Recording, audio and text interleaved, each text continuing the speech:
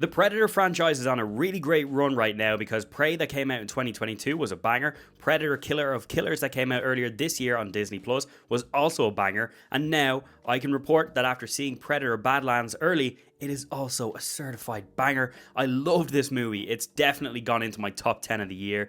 This, from the very beginning until the very end, was just non-stop adrenaline pumping action.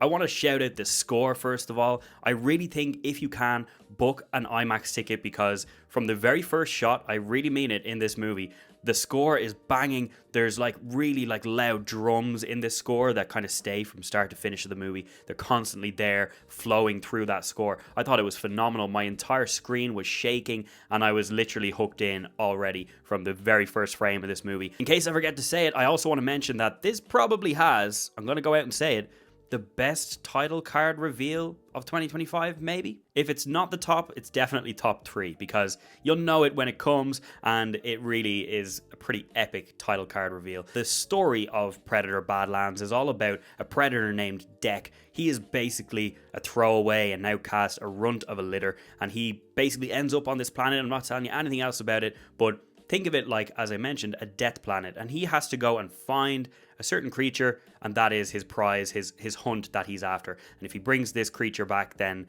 you know, he'll be accepted into his clan. And what happens then is he meets an android called Thea, and Thea is played by Elle Fanning. I thought Elle Fanning was really funny in this and added some comedic elements that I didn't really expect going in, but I was pleasantly surprised with. And one of the biggest things I want to address is that I know there's definitely a lot of you that are worried that the rating on this is a lot less than previous Predator movies in terms of age rating, that is, not like review rating. So with that means you probably think that there's not going to be as much blood or gore or kills or memorable deaths, but there really is. And yes, it's not as bloody and gory as the other Predator movies, of course. I actually was really impressed with some of the kills and the action choreography. I thought it was great, and if you're worried about that, I personally came out of it with no problem after being a little bit worried going in. So just take from that what you will, and hopefully that puts your mind at ease. Look, I could sit here and fawn about this movie all night long and all day long, but I won't do that. I'll just tell you how amazing that Predator Badlands is. I'm going to give it 4.5 stars, 9 out of 10. As I said, it's in my top 10 movies of the year, easily.